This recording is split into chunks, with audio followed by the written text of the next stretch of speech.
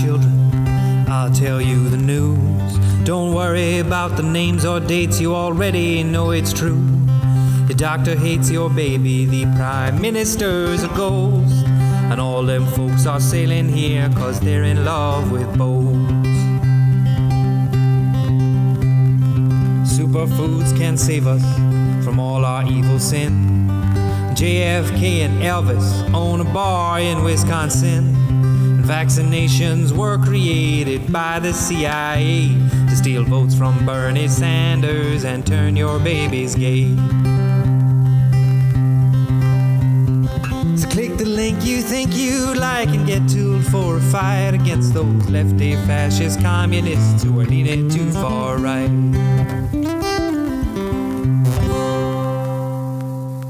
Hello and welcome to the latest episode of Not Another Fake Newscast. I'm Jerry, just giving you a brief intro.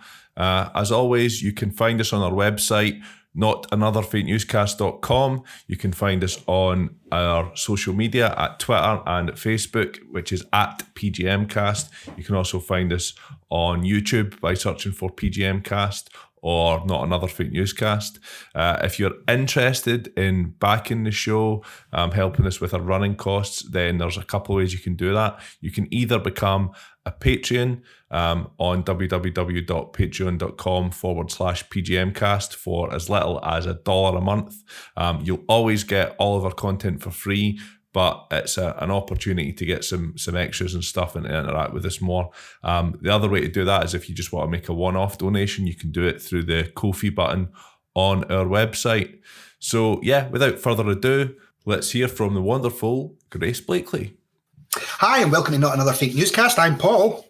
And I'm Jerry, and we're very lucky today to be joined by the lovely and very intelligent Grace Blakeley, author of Stolen, How to Save the World from Financialisation, and her latest book is The Corona Crash, which is, I guess, it's one of a kind of selection of books from Verso, all about the pandemic with a kind of left-leaning bent. That's right. How's it been? Has it been well received, and is it selling well and stuff? Yeah, it has. There've been some good reviews, and it seems to be selling pretty well. It sold out quite quickly, which is either an indication that it's done very well or an indication that the publisher didn't make enough copies. Enough. But nevertheless, still positive.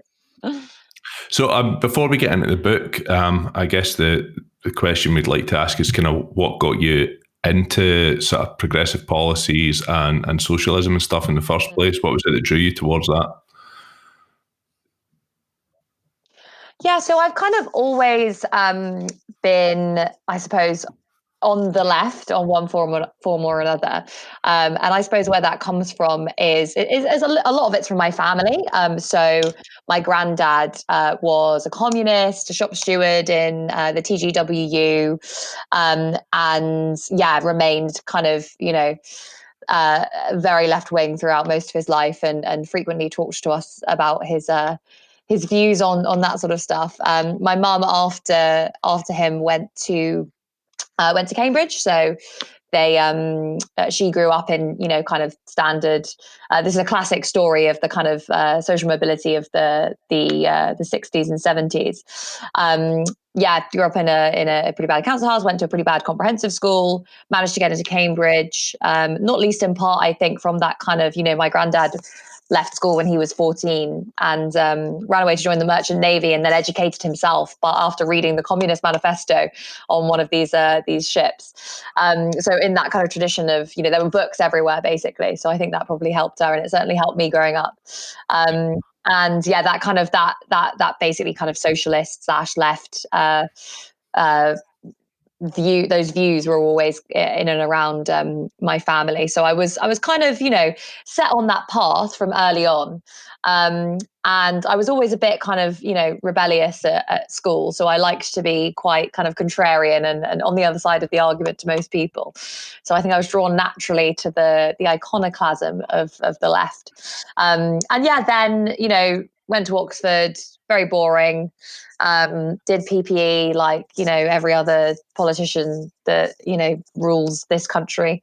And then did a master's in African studies. I was basically thinking that I was kind of going to work in like the UN or do some sort of like international type role. And it was kind of, I think towards the end of my master's, when the Corbyn project kind of kicked off. Yeah. And I was kind of deciding at that point, do I want to go into academia? Do I want to go and do something more practical? I kind of was thinking that I did want to get involved in politics in the UK. And it was at that point I kind of, basically got back into Labour Party stuff. And I went to work for a management consultancy for like 9 months, basically because I kind of needed something to do after university, and then managed to go from there to a think tank, and then from the think tank to into kind of more writing and journalism and TV, and then that's where I ended up where I am today. Nice. A quick whistle stop tour through your career so far. You can dissect it as much as you like. Well, on that note, growing up with such a left-wing politics and views around you, how did you find it working in a big faceless? Are we allowed to name said company? Are we allowed to? Is that yeah, that's fine. KPMG. So you were working at one of the bigger of those large corporate faceless that exist. One of the big four. Yeah. So how did you find that in comparison to your? I mean, you must have been experiencing a weird scenario anyway. The difference between, say, your ideals and possibly lots of the people that you would have been around at Oxford, for example, would have. I mean, that was probably more jarring, if anything, to be honest. I mean, Oxford is such a weird place. It's no wonder that it produces such a kind of insular and myopic elite, given the kinds of people that go there and the kinds of rules and values and norms that govern the place. Oxford was weird, but in a very particular kind of way.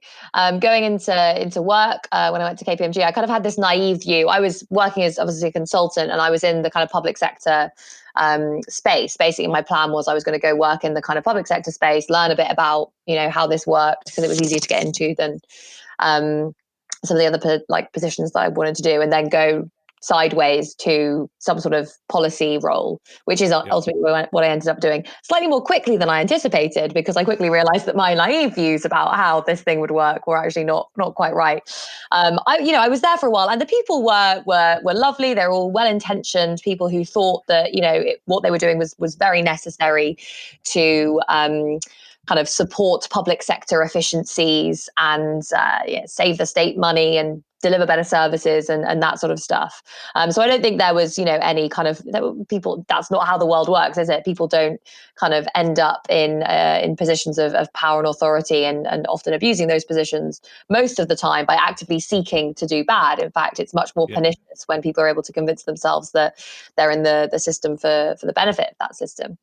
I certainly found that. I mean, and I think, the thing that really brought it home to me what was going on, because a lot of what we were doing was I was working basically with local government, trying to help them kind of integrate different elements of public service provision, which on the surface is a legitimate thing to be doing. Whether or not consultants should be being paid too much money to be doing it is the question. And this was really where I kind of started to get a bit more cynical about it, because we had been doing quite a lot of work basically at cost or for not very much money. And then at some point, we were basically told, well, if you can't start delivering 40% profitability on each of these engagements, then we need to stop. And I was like, that's a lot of money to be taking out of the public sector to basically pay for my salary. And I just started thinking, this isn't really where I wanted to be. And also I was kind of getting more involved in politics at that point, and I just wanted to be a bit more in the thick of it, I suppose. Yeah. So that's when I went. I moved from London to Manchester to join IPPR North, and started working there. You were fortunate enough then to kind of have an alternative option available to you. Yeah. No, absolutely. And there you go. I'm just going to say it's amazing that KPMG didn't like you working at cost. I can't imagine how that was that was causing them any problems at all. So I know, right? It's interesting to hear you say that you found your time at Oxford a little bit jarring. Is there any particular instance that kind of stands out to you as an example of that? it's interesting, isn't it? Because like I'm obviously like well-to-do, middle class, like went to private school for a lot of my life, and when I got to Oxford, even I was like shocked at the extent of it's not just the kind of over wealth and power and elitism. It's the fact that you turn up, and I know so many people, especially people who like I mean, my mum actually told me exactly the same thing going from state school to Cambridge, that you turn up and you're like, how does everyone know each other already? And then you realize that like 40, They've all grown up with each other, yeah. Yeah, they all went to like the same schools. There were just like very distinct groups of people who had literally all gone to school together and then all come to Oxford. So that was obviously quite weird. It's especially weird like growing up thinking that you're quite well off and like, you're very happy and middle class, or whatever, and then discovering that there's this whole like strata of like the super wealthy that are above you. And that was really interesting because, I mean, there was a lot of kind of excess among the kind of the wealthy kids at Oxford, which was very interesting to see. And I mean, it was just it wasn't just the kind of social context; it was also what we were being taught. So I obviously did politics, philosophy, and economics, which is a degree that a lot of our prime ministers and politicians have done. It was basically a degree that was created to help people run the empire. And the stuff that you end up learning, I mean, I honestly think I like learned more about the world in some of my A-level courses than I did in like my undergraduate economics course, because it's so abstract. It's so it's all mathematical modeling. There's very little kind of empirical, or no really empirical kind of observation about how the world works. In philosophy, it's all Locke and Hume and Kant and the canon. And in politics, it's the same. It's all very boring kind of game theory, and very kind of rigid models for interpreting human behavior are used across those disciplines. And it was just it was learning what old white men that died centuries ago, who are thought to be important by old white men who are alive today, learning what they thought and then writing essays about it. I mean, I guess that's very insightful for you, though, like to have saw that from the inside, and it gives you a real understanding of perhaps why the country is governed in the way it is often. So it's interesting. I mean, it does harken back to something that we spoke about regularly before, about the class system, like the political system, and they making decisions that they think are like the misperception that people think that like the Tory government are making decisions because essentially they're awful people, but it's not so much that they're awful people, it's that they're making decisions based on a world that they believe are the right decisions based on the world. They just have no real concept of what the actual world is at the other side of it. Do you know what I mean? Like, they've never really experienced it, and then when they've been taught it in a very sterile and, as you said, specific old white man way. I think there's like two things going on there. One of which is that there's this kind of ideology that seeps into everyone's consciousness, but particularly the consciousness of the ruling class, because it's so deeply ingrained in all of these institutions. That does teach you that, capitalism is the best system in the world. Without it, we'd all be like wearing hair shirts and like gouging each other's eyes out. And that like the responsibility of the elite, of which you are a member, is to make sure this system functions as best as it can. And a lot of people do kind of internalize that as their view of the world. But there's also another element of it, which is that the system is always deliberately constructed in such a way that even if you were to go in there and having been trained in these institutions and say, I'm going to, I don't know, try and like disrupt the way that the state works, or I have this different view of how this business should function, the imperatives that are imposed upon you by the nature of a kind of capitalist economy and a capitalist society mean that that's never going to work. We're going to be overwhelmed. If you are trying to run a business and you say, well, I'm going to put the environment and my workers all before profits, I'm not even going to try and make profits, unless you have access to some really generous backers, you're going to end up failing to a more profitable, a bigger, a more efficient corporation. And, you know, if you're operating within the state and you're not kind of conforming to the behaviors and the values that are imposed upon you, either within your political party or by the kind of state apparatus more generally, you're going to get pushed into line. So there's these tensions, which is that there's this ideology, but there's also these structures that pin you down. Yeah, institutions which are designed to keep the mode of production going. I mean, I guess we saw a really good example of that with the Syriza government in Greece and what ultimately happened with their kind of face-off with the Troika and the EU. So it was something I was going to ask you later, but you know, what's your general opinion of the European Union as a whole, as an institution? Do you think it's something that's largely positive for the people of the UK, or do you think we're better off having left? Well, I think you probably know what I think about the EU, but less based on an analysis of specifically whether or not it's good for the UK as a whole. I think, you know, my analysis is more focuses on, is the EU good for working people across Europe and across the world? And on that, I think it's not difficult to suggest that in its current form, the answer to that question is no. At the most kind of, at the broadest level, you can think of the kind of pretty negative impact that the European Union has had on a number of different fronts in the international sphere.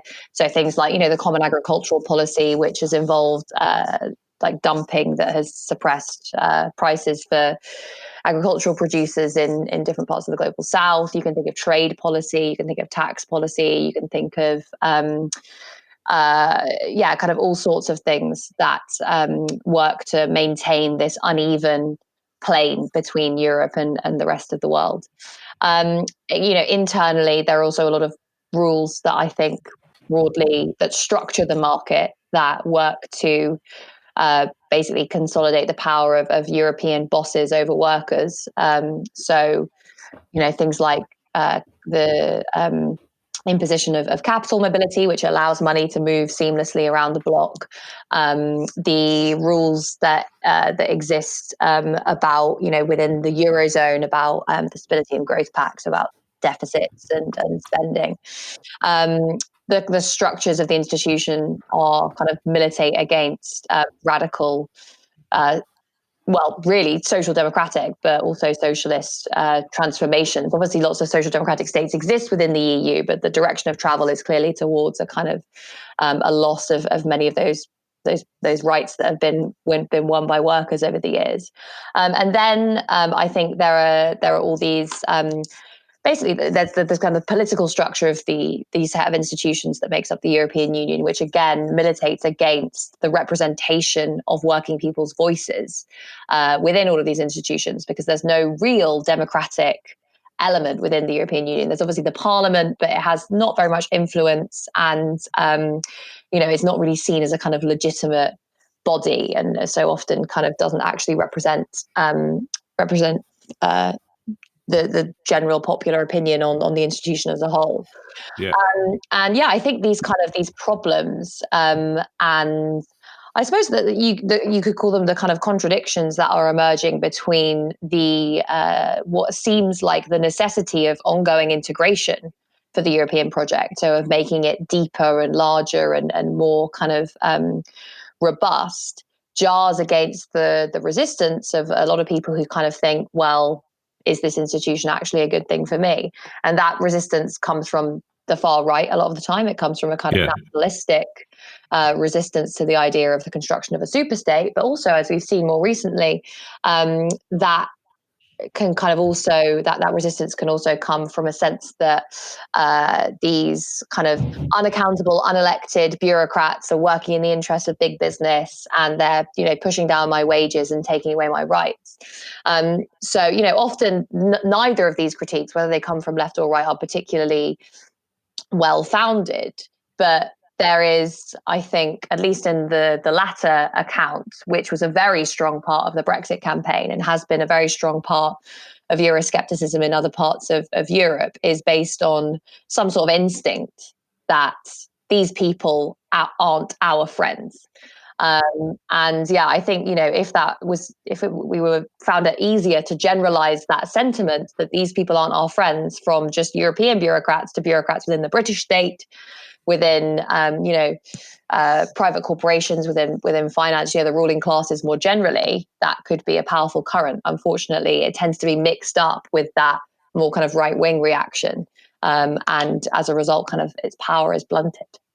Yeah, that's something that the left probably needs to work on its messaging with, in terms of its perhaps attacks on the British state. And it's highly likely that in the next few years post Brexit, we're going to see a push towards deregulation from the British government, the British state. It might make it a bit easier for the left wing to make that argument in the UK, but unfortunately, it's probably going to come with quite a lot of pain for the working classes and the poorest in our society. So I guess to get on to the book, you begin the Corona crash by describing the so-called recovery from the financial crisis of 2008 and the sort of reasons, the seeds behind the crisis.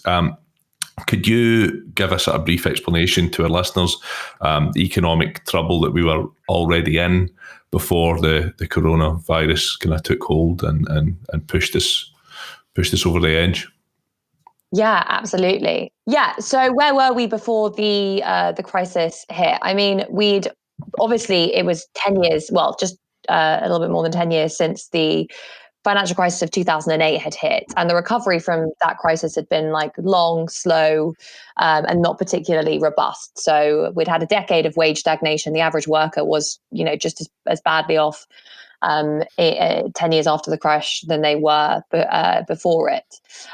We'd seen rising inequality. We now know that there was rising inequality, although we were kind of told for quite a while that inequality was flat. Actually, we now know that picture was massively skewed by basically tax avoidance on the part of the richest. So we know that inequality was rising. We had this looming threat of ecological meltdown, which became much more of a kind of pressing social issue during that time. And we had a huge global buildup of debt over the course of that 10 years. Now, some of that was public debt that was driven by the financial crisis, but a lot of it was either a hangover from the private debt, the household debt built up before that crash, and a lot of it was also corporate debt. So we had this very fragile system built on, its environmental unsustainability, in which lower consumer incomes, lower corporate earnings, lower levels of investment were kind of concealed by very, very cheap credit, which was provided by central banks in the wake of this crisis, who, slashed interest rates to very, very low levels and did all sorts of things like quantitative easing, for example, which was designed to kind of get the party going again, as it were. And so what was this kind of growing gap between what was going on in financial markets, in stock markets and other financial markets, and the real economy.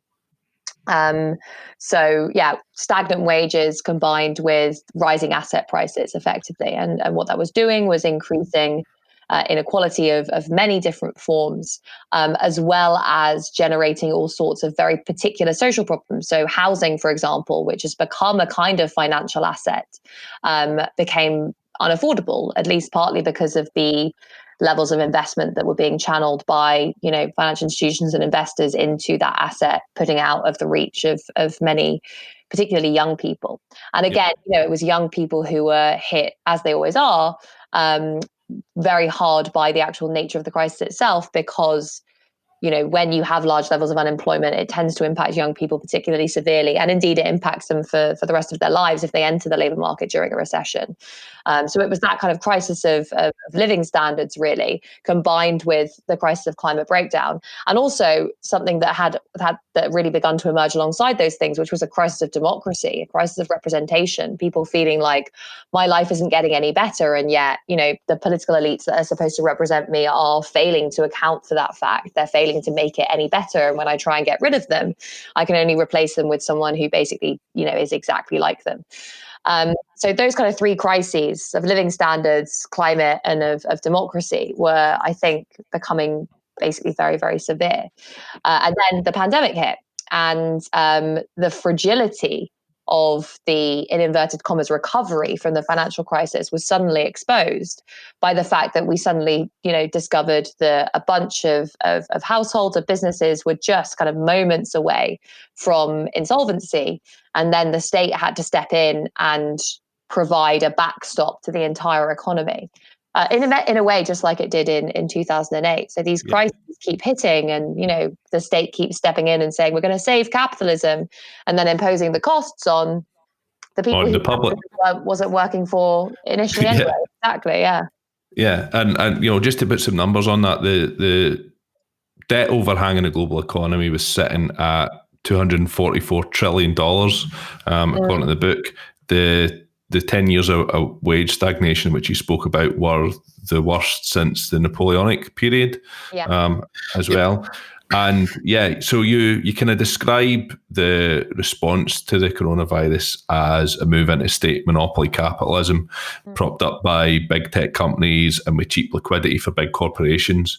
So, in your view, what are the key components of state monopoly capitalism, and what does it mean for ordinary working people? So I kind of took this trend based on these two trends that I'd seen emerging over the course of the pandemic, and one of them was rising state spending, which we've obviously seen with the state becoming much more active in various different areas of the economy in order to prop up this system, and the other one being the increasing kind of monopolization of capitalism, so the growth of big business. I've spoken about the former. That's clearly. It's been quite obvious. The latter hasn't been so much commented upon, but it is really important. So the big four tech companies have grown to account for about a quarter of the value of the entire S&P 500. It might actually be a fifth now. So, it might actually be a fifth. So that's a really, really significant level of market concentration. And a big part of the reason that that's happened is basically the dynamics of monopoly power as they exist today. So partly this is about, investors wanting to put money into companies that they see as tech-based because they think that they're relatively insulated from the particular nature of the crisis that we're going through today. But a more significant element is the fact that these companies are seen as very, very safe because they are effectively monopolies, because they have no real challenges, they have no real competition, which, really kind of allows them to dominate the markets that they operate in. And the kind of feedback effects from this mean that, these businesses find it much easier to access lending, to access capital for investment. They find it easier to kind of rely on states to support them when things get tough. Small businesses are much more likely to go under. They're much more likely to not be able to kind of basically meet the costs of their debt servicing. They're not going to be able to rely on the state so much for that same level of coordinated and targeted support. So what you tend to see during crises like this, and what you're seeing on steroids during this crisis, is small businesses collapsing, big businesses growing. And that's the kind of monopoly element of it. And, we're going to see that, I think, much more. Today, I just wrote a piece about Arcadia Group collapsing. And, there's a lot in the press about Philip Green is awful, and obviously he is. But I think there's a deeper story going on here, which is like this was a pretty, a company that wasn't doing massively well, but clearly might have been able to kind of reorient itself to be able to compete with some other groups. Instead, it took out tons and tons of very, very cheap debt, and basically coasted during the time when credit was cheap until we came to this crisis, and suddenly its revenues dried up and it enters into administration. And that is the collapse of Arcadia is going to lead to higher levels of market concentration. It's going to consolidate power in the retail sector in the hands of an even smaller number of companies. This is something that we're going to see, I think, accelerate as the pandemic continues. Interestingly, one of the things that I was talking to Jerry about from the book that I actually didn't know is so there's a more beautiful way to monopolise for our listeners. Now, if you read the book, you'll see all about it. But essentially, Amazon and Google and the likes are purchasing the debt of business. So traditionally, obviously, what you done was you seen your competitor, or you seen someone that had a product that you wanted, and you just pushed and made their life hell, and made it a bit crappy, and ran them through long, drawn out court cases, and done all the bits you had to do. So eventually they would fail, and then you could buy up all their assets. But now you don't need to, because now you just buy their assets essentially off the bank in the form of their debt, and just sit back and wait to fail. If you're someone like Amazon, when you have literally all the money on earth available to you in the bank, you could just buy off debt of pretty much anyone that might be setting up anyone who has went and got a financial starter loan to be able to set up an equivalent, something that does any of the numerous products that Amazon now have in their catalogue. You just buy their debt and wait. They're either going to succeed and you buy them out, or they just fail and you buy it, or you get all their IP anyway. So it's just the easiest way to now monopolise. And technically you're not actually monopolising, really, because you're not buying the companies, you're absorbing them as they fail because you own the assets. You've also got a situation where these companies are so big, the GDP of Google and Amazon is larger than lots of nation states on the planet. So if you wanted to start a competitor to that company, how would you go about it? It's impossible. The entire premise of the capitalist model is based on competition and the free market, but it's not possible for any competition to occur at this stage. And using Jeff Bezos again as a great example, the other problem that it falls down is he has all the money. And if all the money sits with him and it doesn't go anywhere, then it really doesn't lend itself to capitalism, because there's no money to spend, because it's all with Jeff Bezos. And if you look at the current trend, we're saying, what is 2020? We're saying, 5 years? And they reckon he'll be a trillionaire. He'll literally at that point then have all the money, unless he print more. Do you know what I mean? Like, essentially, when we done the numbers, the top 15, maybe less than that, top 10 richest people in the world have more money than there is dollars physically. Do you know what I mean? So in their bank in dollars. So so it then gets to the point where it's completely unsustainable, because all they can do is, like you said, they can just buy off the debt, and they can buy off assets that are being held by other companies that don't have anything to do, and just wait, and slowly but surely they'll own everything. Yeah, I mean, I think this really speaks to some of the themes that I looked at in my first book, Stolen, which was about the kind of the power and the logic of finance under capitalism today. So, I mean, the power of finance really comes down to these two activities that they undertake, which is trading and investment, lending and investment of one kind or another.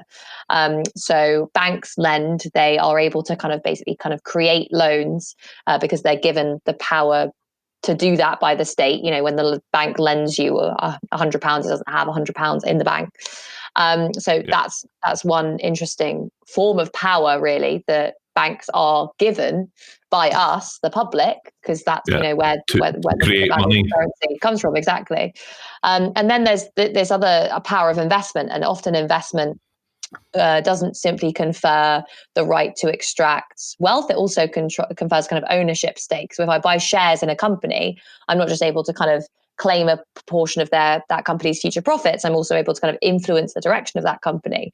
And what's been interesting as wealth and power have become more concentrated is that obviously, along with that, ownership becomes more concentrated. And that's the other side of the overt picture of monopoly. So, you have all these large companies that control huge swathes of the global economy, but you also have really, really big asset managers and financial institutions that, through their investment strategies, control many parts of those companies, and also a lot of other really important assets that we need just to survive. I think housing is a really interesting example here. So this is particularly a problem in Ireland, actually, and has been since the financial crisis, is that big asset managers have come in, and when house values collapsed after 2008, what are called vulture funds came in with all this money and bought up a lot of the housing. And now there are these huge corporate landlords who, have absolutely no interest in, to the extent that landlords ever do, but I mean, really, these are kind of properly remote institutions, no interest in the lives of the people that they're renting out these homes to, and are instead able to kind of basically extract money from working people, many of whom are like really struggling to get by after their wages have stagnated for over a decade. Yeah. I mean, like, I was in a relationship with a girl who lived in Dublin for quite some time, and the house prices, like, for people who don't live in Dublin or have no idea of the rent prices for Dublin, like when we say it's very expensive for a house, I don't think people understand what it is. Yeah. Like, I mean, the rent for a month for a house that is the same size, like a 2-bedroom semi-detached type house that I have, was essentially half my wage or thereabouts. Yeah. Like, we would get, like, just to be paying, that's before you pay any utilities and everything. That's just your rent for... that's just not a sustainable. In the grand scheme of things, like, I'm certainly not a minimum wage. You know what I mean? Many people who are, or many people around that, it's just completely attainable for to ever to even get a proper property. And then it means that you're living with 6 people. You know what I mean? Because it's the only way you can afford to be living in the middle of the city and actually working in, and it impacts your way of life, and it impacts your development in life and being able to, you know, develop proper relationships in certain ways and do certain other things. And then during a pandemic, you're now all locked together with 6 people that you might decide you hate by the end of the next 6 months at the current rate that's going. Yeah, and you've got a situation where such a large portion of our economy is based on financial speculation, and the house prices need to continue to grow to fuel this model. Well, as long as people can buy them, the house prices have to go up because they'll never go down.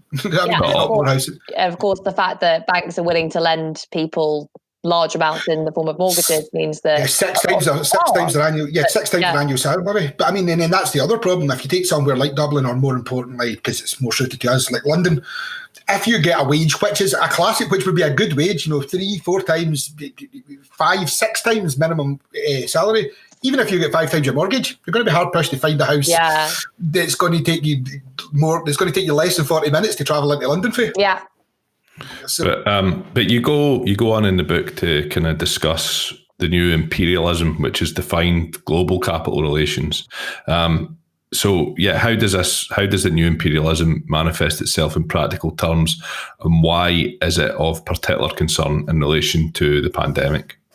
Yeah, so I call it the new imperialism because it builds on this analysis of imperialism that comes from the kind of early 20th century, which is basically the idea that there are big corporations that have emerged in the richest states, the states that developed first, so that got to capitalism first, the UK, Europe, the US. And those corporations then basically invest in other countries. What that means is maybe they'll build a factory there, they'll pay local workers, but they'll take all the wealth that they generate there and they'll kind of take it back to the states in which they're headquartered. And that's the kind of, initial process of imperialism that people talk about. And it links up with the way in which states seek to kind of open up new markets for their capitalists. So, whether you're thinking about overt colonialism or kind of more subtle forms of making sure that those companies can access lots of different kinds of markets. But what's been interesting about the last kind of 30, 40 years has been the growth of this new kind of imperialism, where it's not only that those profits are being taken back to what's called the imperial core, to the rich countries. It's also that a lot of the kind of wealth that is generated in the poorer countries in the world ends up being sucked out of those countries via tax havens. And then ends up kind of being used for investment in various different, often, it ends up invested in like banks in the UK or, property funds or whatever. So that's another form of imperialism that basically means that rather than the wealth that is generated in those countries being used to being taxed and used to support the population or being invested there, it's offshored. Yeah, I mean, that's the kind of the new form of imperialism. Both forms are working very much alongside one another today. Yeah. And effectively what that's meant is just that the kind of poverty suffered by most people in the world and the inequality that exists at the heart of capitalism has deepened, even as we've been told that poverty's basically going to disappear and that's not really a problem anymore. So Yeah, this has been pretty horrific to watch during the pandemic, because the ease with which money is now able to flow around the world as a result of that kind of financialized form of globalization has meant that it's been basically a lot of cash has very, very quickly left the poorer countries, meaning that it's been very difficult for the states in those countries to borrow. It's been, that those countries have suffered often quite significant economic turmoil as a result of this. And potentially, those many governments are facing the choice between, okay, do we basically provide basic medical equipment to our populations, or do we pay our creditors? Do we, try and make sure our debts are serviceable? So that's kind of how it's today. Interestingly, you touch on the book as well, which is the way you can get out of that is obviously you can lend more money from the IMF, but subsequently it just means you're now paying more money back to these core countries again, because essentially, all you're doing. So you don't pay tax. America goes in, doesn't pay tax, builds in lots of buildings, tell them the best way to fix their problem is if they loan some money off America to fix their problems that they can now pay interest back on to build the factory that Americans are now going to be working in. Madness. Yeah, and Naomi Klein covered a lot of that stuff quite well, and like the shock doctrine when she gave great examples of like South Africa coming out of apartheid, and with all their great intentions towards kind of nationalising industries, the big financial institutions across the world got their claws in and made sure that it didn't happen that way, and we still see obviously the what's happened off the back of that today, and the inequality and the problems which are currently in place in South Africa. We could look at somewhere like India, which at the time of broadcasting, India has had 9.46 million cases of coronavirus and 138,000 deaths. Bangladesh, 465,000 with 6,664 deaths. So the global south, as you would call it, is experiencing this pandemic in a way which we in the global north are not, despite the inconveniences to our economies and to our lives in lockdown. We're never gonna see the same effects that people in poorer countries are, and the financial system has a big bearing on the reasons for that. Well, I mean, the tracking as well, like if you track it, and it's discussed in the book, I found it very interesting that, in the nicest possible way, I was going to make a mad sweep statement there that's probably not true, which is, capitalism is a lot to blame for creating the perfect route for the pandemic, or any pandemic. Just what happens is this pandemic, but for a pandemic to spread, as you break down in the book, like it starts with Wuhan, which is a large production area, and then it moves to other cities that are directly trading and importing with them, and then eventually it finds its way around the world to major cities to then peel off. And then it didn't make its way to Africa and India and the likes till later on, because they are less heavily trading, whereas somewhere like London obviously got an absolute pounding with everyone in the world going through it via the airports. But and then now that's what we're now seeing in Africa. Now it's made it to some of the central hubs of Africa. It's now spreading out. The only difference is they don't have, in many cases, they don't have the ability to weather a storm, if you will, because as we've already touched on, they're already in absurd amount of debt anyway, because we've already enforced that on them.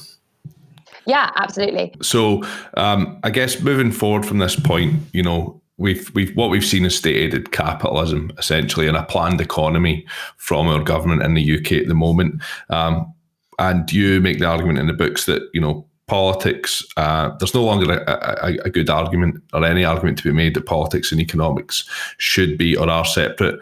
The discussion that has to be had now is about, in whose interests we do plan our economies. So what's your personal vision on how we should be moving forward, and how we should be putting a planned economy in place for the UK going forward? Yeah, I really wrote that because I think the main observation there is that, we live in a very complex world, very complex social systems. And for a long time, we've been told that means that it's not really possible to plan, to decide who gets what. And if you try, then things are just going to kind of go to pot. But actually, we've seen that we do live in a planned economy. It's just that it's planned in the interest of the people at the very, very top. and that system does not work well for everyone else within that system, and it's subject to all sorts of crises and problems. And for me, the solution to that is very clear. It's that rather than having this kind of basically form of oligarchy planning the system, which is, big business, financial institutions, politicians, we need to have a democratic process for deciding what kind of world we want to live in. So I think it's, the principles of democracy are so important. Whether you're talking about like making decisions through a kind of collective process of discussion and debate and deliberation, and then having processes to ensure that manifests itself in a set of decisions that allow us to structure institutions and production and all these sorts of things. And I think that the next step really for humanity has to be moving away from this kind of quite narrow form of political democracy where you vote for one of two parties every 5 years and, that's it, to a much deeper form of democracy where not only are people much more involved in the decisions that are being made at every level of the state, but also there's economic democracy. So, as a worker, you're involved in how your company works. As a kind of participant in a local community, you're involved in decisions about planning and infrastructure. As a person who uses public services, you're involved in deciding how they work. So I think this question of democracy is really the biggest question that we have to be asking ourselves at this moment, because unless we actually do kind of empower people to put their voices at the heart of the way that the economy works, then it is going to be continued to be run in the interests of this very small elite. Yeah, we need to democratise the economy is essentially the takeaway from that. Do you think the current Labour government would be on board with that, or the current Labour leadership would be on board with that? Unfortunately, well, I hope so. And I certainly think there's room and there's progress. There's a potential, to push for this kind of progress in policy. At the moment, a lot of the decisions that have been made by Keir Starmer seem to go against this principle, particularly within the party.